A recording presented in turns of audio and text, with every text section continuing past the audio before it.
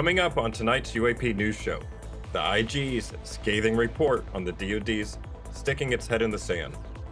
Danny Sheehan's predictions on how 40 new whistleblowers will aid catastrophic disclosure in 2024. Lasers, lasers, lasers. Lue Elizando and Christopher Mellon clap back at Kirkpatricks Op-ED. Hey there, beautiful souls. It's your girl, Allie, and we're back at it again for another UAP Society weekly UAP and UFO news show. We've combed through this past week's most exciting, intriguing, and informative happenings, and I'm stoked to get started. So without further ado, Justin, say hey. Greetings, cosmic enthusiasts. It's Justin, and welcome to the UAP Society's UAP UFO news show. Your ticket to an interstellar adventure like no other. Whether you're a believer or a skeptic, get ready for a cosmic roller coaster ride through the latest updates from the far reaches of the galaxy. You're in for a treat as we bring you the latest and greatest UAP and UFO news. So find your seats, strap in, and get ready to go on a ride with us. Up first, the IG scathing report on the DoD sticking its head in the sand. On January 24th, 2024, the IG released an unclassified evaluation of the DoD's actions regarding unidentified anomalous phenomena. And it ain't pretty. Nope. A press release issued the next day said this.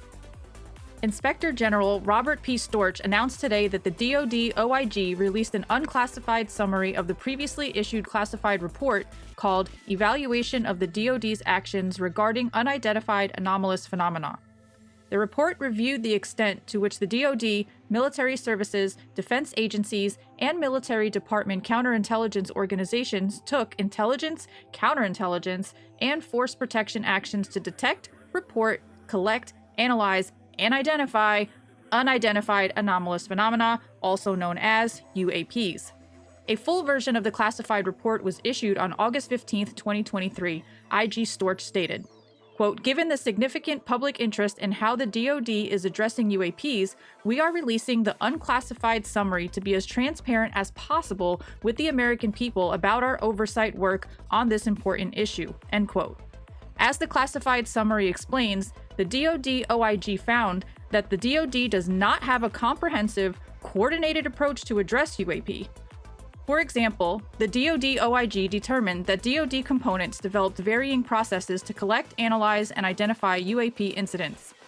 The DoD OIG also found that the DoD's lack of a comprehensive, coordinated approach to address UAP may pose a threat to military forces and national security.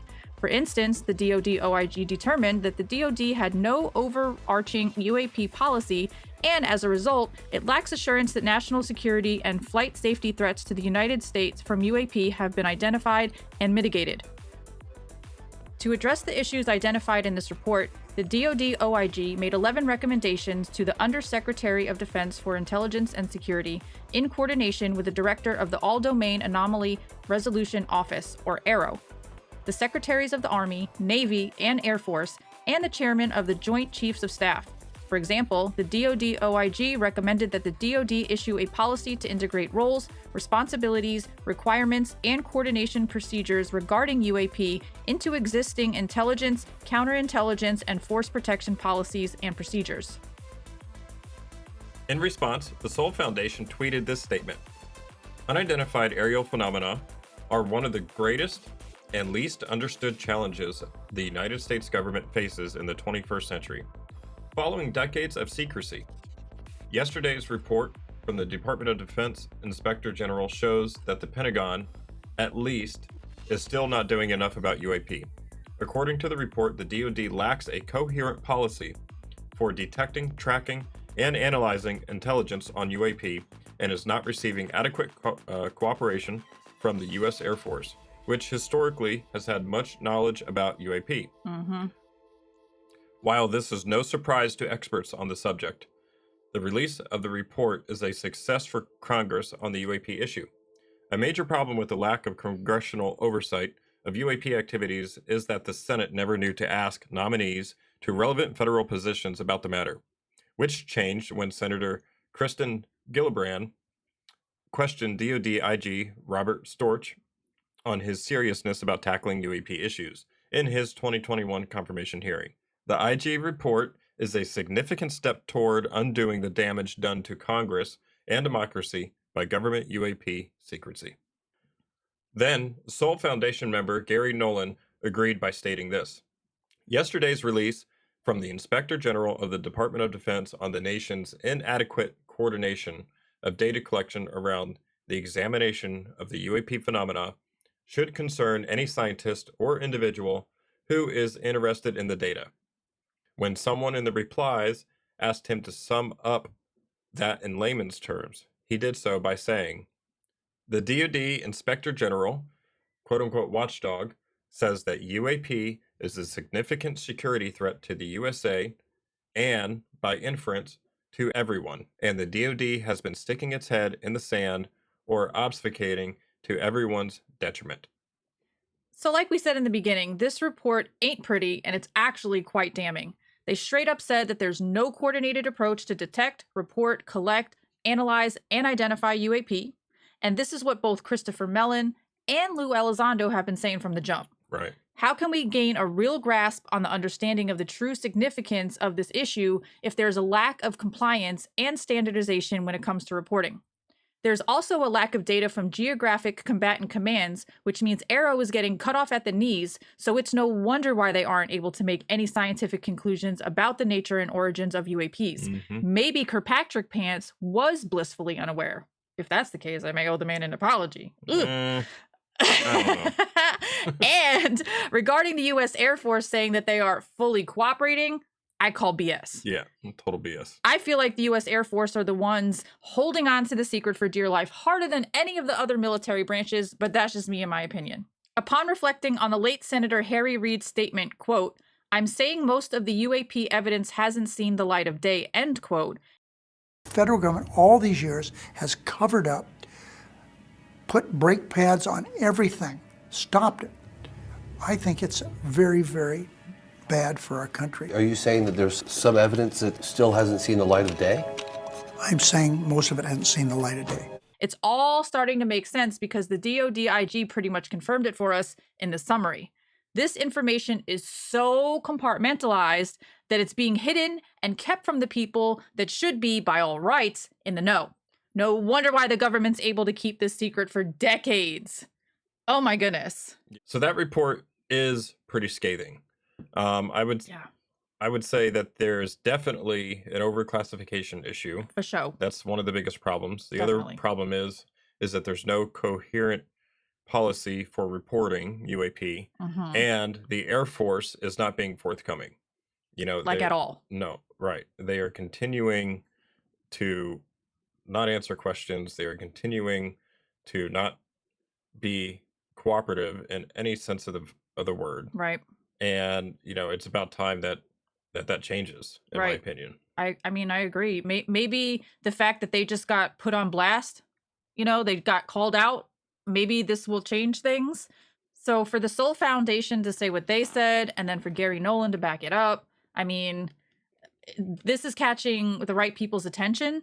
And I really appreciated the fact that they said that this is a win for Congress, because as of right now, Congress are the ones that are fighting for this to be opened up. Like they don't want this to be a closed file anymore. They want this to be an open book so that everybody could be on the same page. So if this type of situation is what we need to get that ball rolling even faster, then hey, so be it. So with that report coming out, it's making me think of how the NDAA did not pass.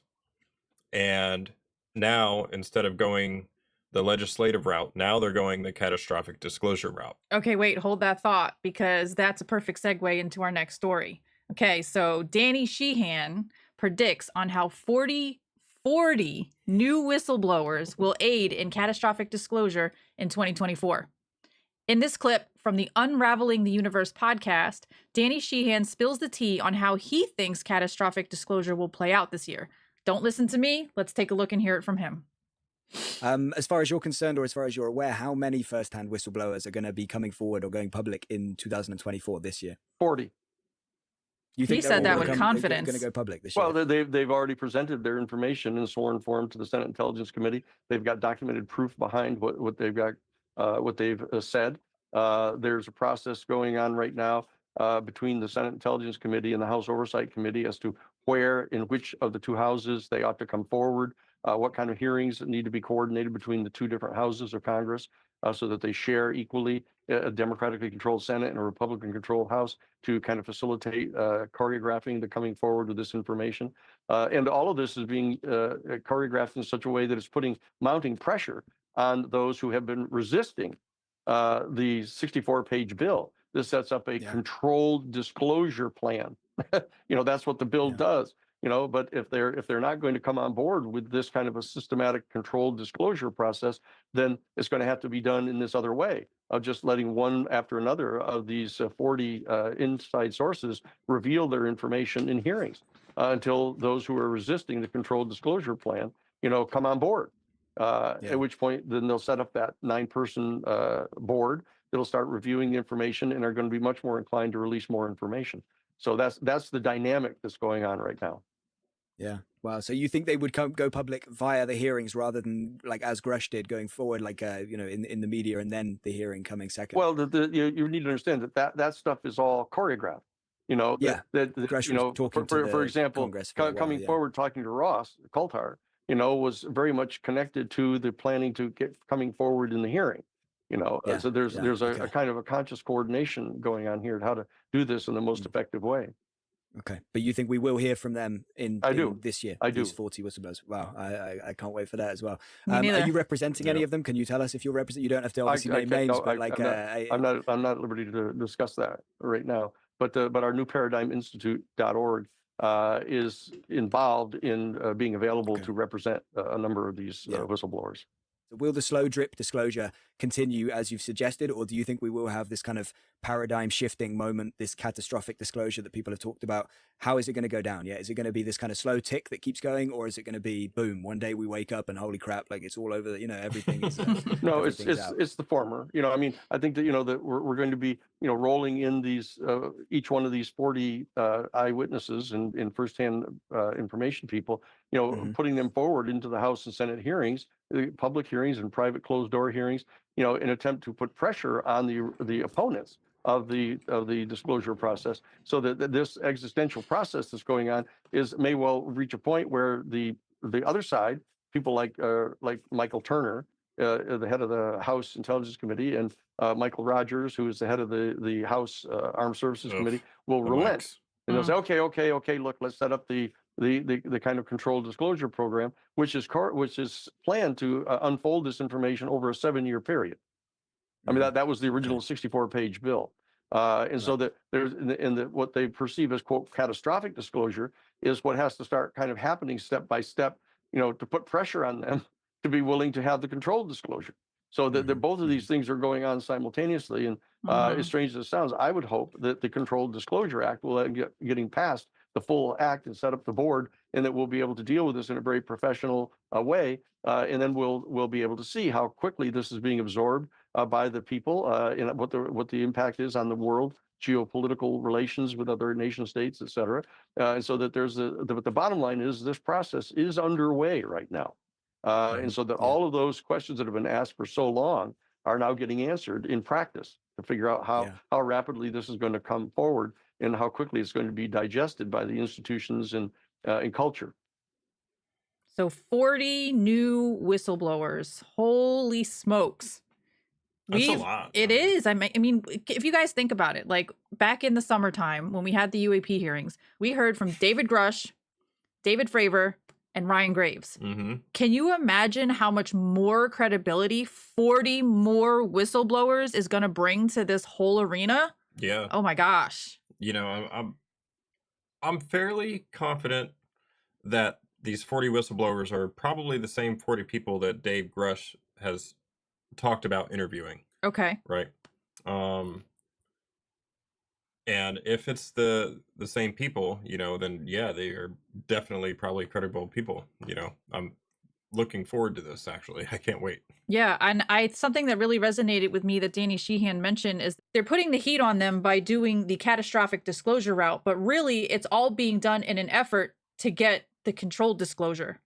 So either way, it's like burning the candle at both ends, right? It's like either way, you're going to be meeting in the middle, which would be disclosure. So whichever way we get there, I mean, as long as we get there. Right. Lasers, lasers, lasers. Last year, we covered a story about how NASA used a laser to send a video of a cat named Taters playing with a laser to space. And now, lasers are back in the spotlight. But not the same kind and for much different reasons. Mm-hmm. What do we mean, you might ask? Let's watch this exopolitics clip from Dr. Michael Sala to find out. And here we have a story that concerns how Australia, the United Kingdom, and the United States, they have been given, or they have begun using, this new radar, this advanced radar capability, DARK system that was developed by the Northrop Grumman Corporation. And this is a surveillance system that can penetrate beyond Earth orbit into deep space. Now, what are the capabilities of this system? Now, ostensibly, it's a tracking system, surveillance. But what this might be a cover for, almost certainly, is that this is something that can be used not only for tracking and surveillance, but also for targeting and shooting down advanced spacecraft in Earth orbit or in deep space in the area near the cislunar region, which is the region between the moon and the Earth. So this is all space territory that ostensibly is controlled by the Earth or facilities on the moon, secret facilities on the moon. But we know that these directed energy weapon systems have been developed and secretly used for decades in classified programs. We know this because there is film footage. So let's take a look at this video of the Space Shuttle STS-48 mission, which was in 1991. And what we're going to see is a UFO, which is traveling in one direction, and then that UFO makes a 90-degree turn as it evades a directed energy weapon. So here's the UFO here. You can just see it here. Hopefully you can see my cursor circling around the UFO, and it is moving towards the top left of the screen. And now you'll see a bright flash, and now it makes a 90-degree turn, and there it is, a directed energy weapon. And some specialists, some experts analyzing this video tracked that directed energy weapon to Pine Gap in Australia. So that was in 1991. So I believe what's happening is that this DARK system that's being developed for the AUKUS is really a cover program. And I think we're going to be seeing a lot more of this, that as these classified programs are declassified or kind of white-worlded, in other words, they now begin to be used in kind of like open source literature, you're going to have a lot of these new weapon systems supposedly coming online. Corporations like Northrop Grumman, Lockheed Martin, they're going to announce these new weapon systems, new space-capable technologies that really have been used because they were developed 30, 40 years ago, but now they are wanting to roll these out into the public domain because they are wanting to make a lot of these space technologies something that can be shared amongst allies more easily, and I'll be talking about that very soon. And here's that STS-48 footage again for you, in case you missed it the first time.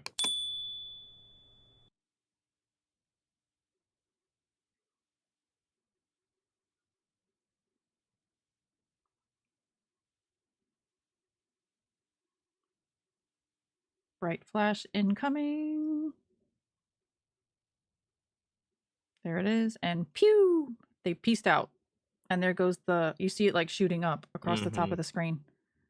Super interesting. Super interesting, and that's pretty wild footage. And for the skeptics out there saying that it's just thrusters and ice, YouTube user KeezyRoots4525 adds this interesting perspective. Martin Stubbs is the only person who originally recorded this footage and released it to the media. He worked at a Canadian TV station and had access to the satellite signal. Before Martin released this recording, NASA had a live feed. After Martin released this video, NASA decided to add a time delay sensor on all live feeds. Now, why would NASA add a time delay sensor on its live feed if this footage simply just shows the shuttle thruster being fired and ice particles being ejected from the shuttle? If there is nothing for us to see in space but ice particles, satellites, and space junk, then why add the time delay on the signal? Shuttle thrusters being fired and ice particles being ejected from the shuttle was a very common occurrence while in orbit. This is not something that would cause NASA to add a time delay sensor on its live signal. In addition to that, Dr. Sala shares one more interesting laser story. Let's check that out now. Here's a article in the debrief about a joint Japanese-Australian corporate venture to destroy space junk using fusion-powered lasers. And this article on the debrief, it goes into detail about this kind of technology and the different corporations that are involved and how it is going to shoot down space debris. Now, to me, this is just another aspect of this space cooperation or this effort to release some of these classified directed energy weapon technologies that have been used for decades. Earlier on, I mentioned how the STS-48 incident from 1991, these classified directed energy weapon technologies have been around for over 3 decades now, and they wanted to declassify these and they wanted to make them part of the conventional military. And so this is what's happening. And so various corporations are being given the green light to move forward and develop these technologies. And what we are seeing now is that what's coming into the public arena is these classified directed energy weapon systems that have for decades created a kind of bubble, a surveillance and targeting bubble around the world, whereby any extraterrestrial spacecraft that came into that security bubble could be shot down. And that has been happening. There have been many cases of extraterrestrial spacecraft shot down by these directed energy weapons. And so now some of these directed energy weapons are being white-worlded. They're being green-lighted for major corporations to develop and come into the public sector. So that's what we're seeing. And so I think this is also part of this Combined Space Operations Initiative, because as they share this technology between the 10 nations that are part of what will be this future Starfleet, they want to set up a planetary surveillance and tracking and targeting grid. So that way, any unauthorized spacecraft that enters into this security bubble, which extends beyond Earth orbit, even beyond the cislunar region. The cislunar region is that bubble around the Earth, which extends out to the moon, which is around 250,000 miles out. And possibly even further than that, there is this security bubble where these directed energy weapons can be used. And as we saw in that STS-48 video, these directed energy weapons can travel very quickly from the ground on Earth and target spacecraft. So yes, I think this is what we are going to be witnessing over the next decade or so. A lot of these classified technologies, whether we're talking about directed energy weapons or whether we're talking about reverse engineered spacecraft, a lot of these are going to be declassified and released, and major corporations are going to build these. An article called Dragonfire, UK fires high-powered laser at aerial targets for the first time with intense beam of light able to cut through drones, posted January 19th, explains. The Ministry of Defense has said the latest trial of the Dragonfire systems, which typically cost less than 10 pounds a shot, marks a major step in bringing this technology into service. Dragonfire is a line-of-sight weapon that can engage with any visible target at the speed of light, the MOD has said. The ministry added that the weapon boasts pinpoint accuracy and uses an intense beam of light to cut through the target, leading to structural failure or more impactful results if the warhead is targeted.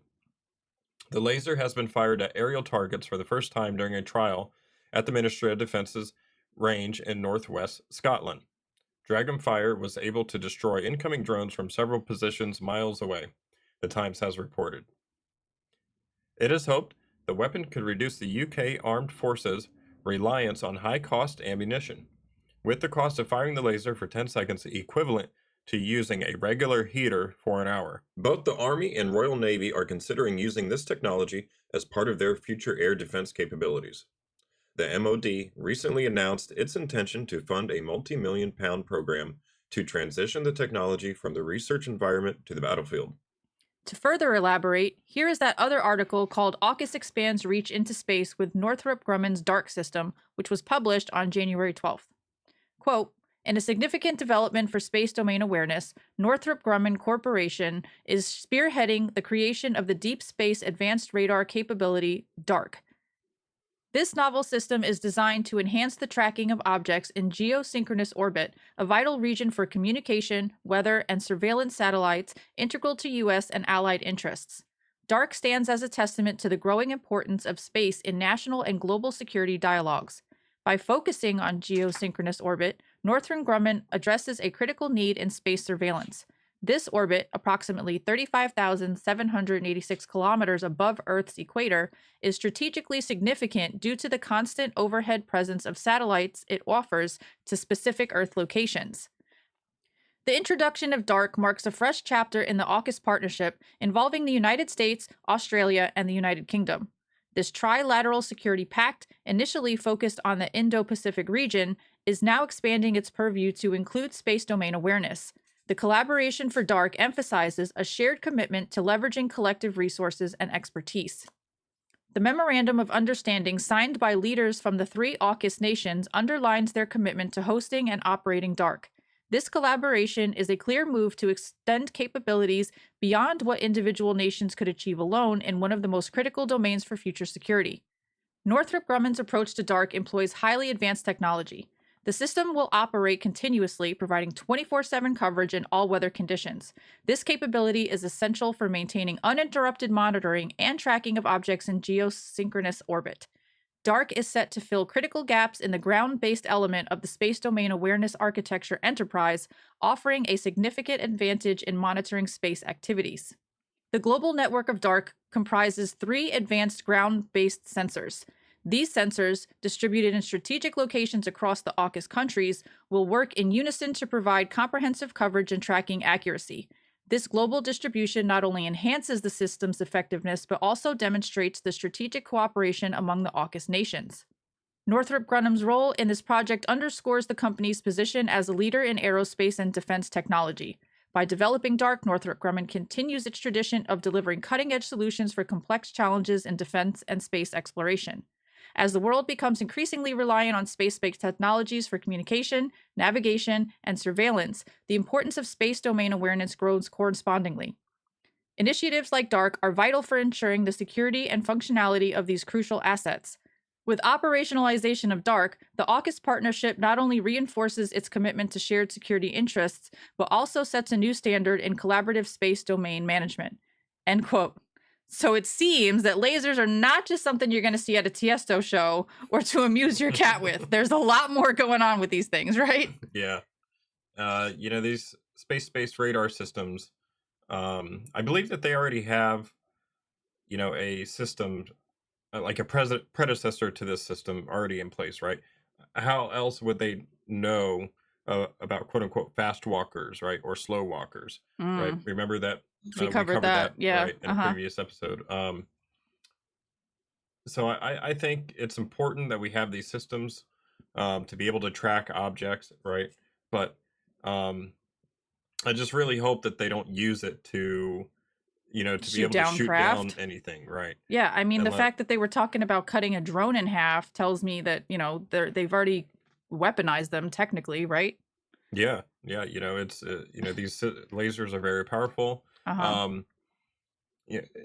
There was a program in the early 2000s, I believe, where they actually put a laser beam on a Boeing 747. Right? They converted this airplane over, and they put a power station in the airplane and a huge laser turret on the nose of this Boeing 747.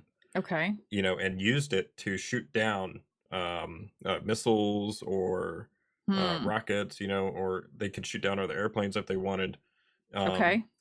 So it makes sense to me that they would miniaturize the technology to be able to put it onto a spacecraft, hence the new systems and why they need the advanced radar to detect and target, very small objects far away.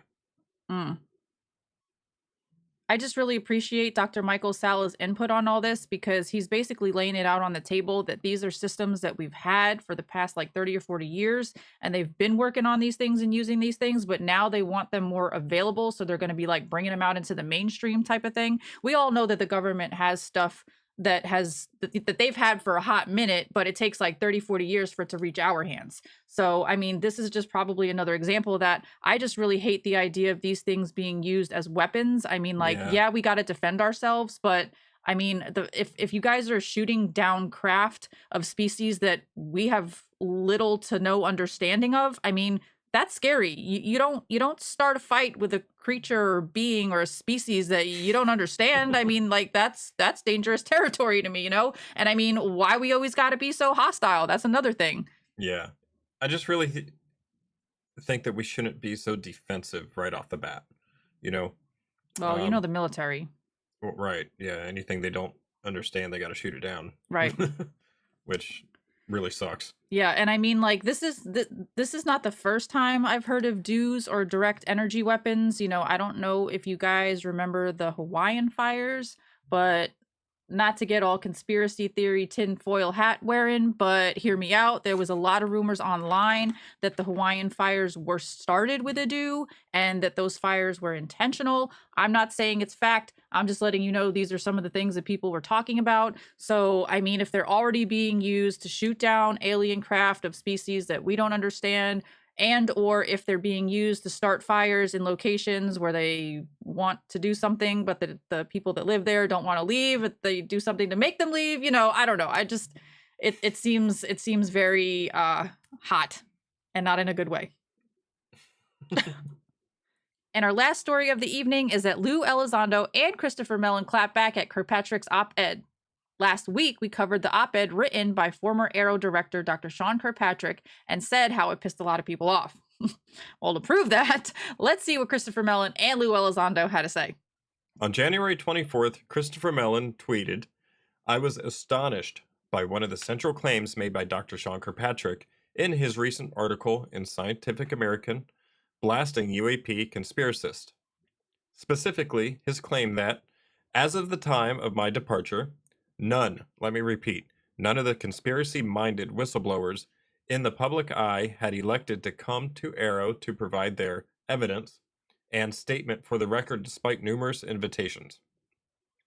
I'm baffled because, in an effort to assist his investigation, I introduced Dr. Sean Kirkpatrick to the former director of the ATIP program, Lue Elizando, as well as Dr. Eric Davis and Dr. Hal Putoff.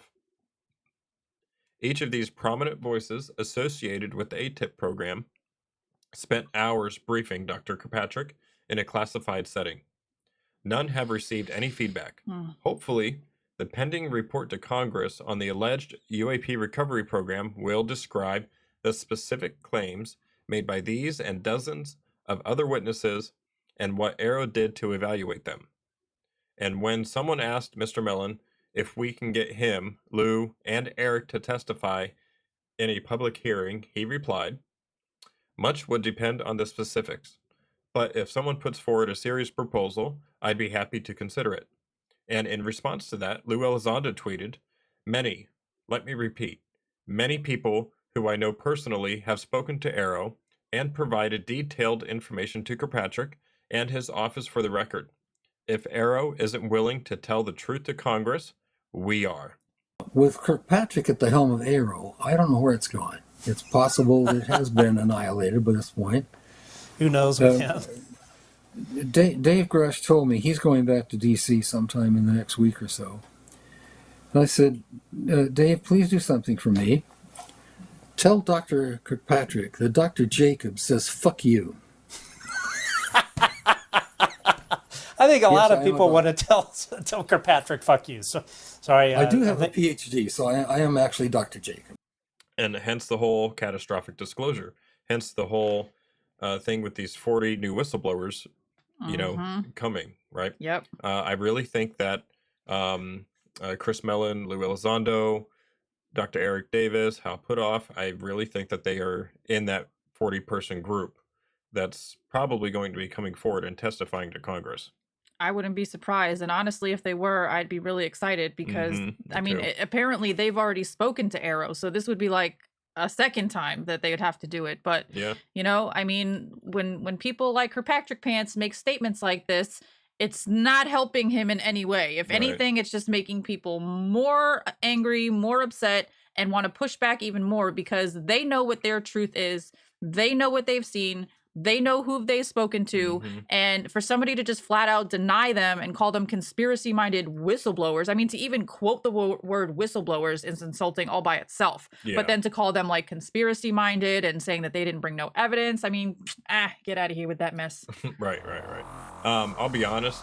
I would really like to see Bob Lazar as one of those 40, that's coming out. And that would that'd be cool. That would be epic. And I mean, at the third installment of TMZ's UFO Revolution, Jeremy Corbell had Bob Lazar on FaceTime and said, "Bob, would you ever consider testifying?" And at first he said no, because I mean, I don't blame the man. I mean, he's been through hell and back since he came out with all of this.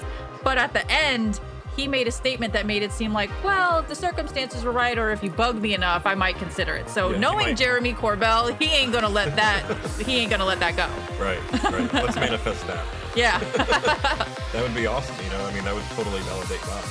Yep. But I digress. And that concludes this week's UAP Society's UAP and UFO news show.